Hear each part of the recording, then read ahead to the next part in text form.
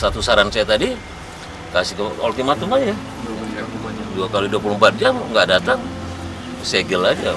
Sarannya buat milik Pemda gitu. Bahwa perkebunan ini kan milik perorangan. Seharusnya yang bertanggung jawab itu adalah perorangan.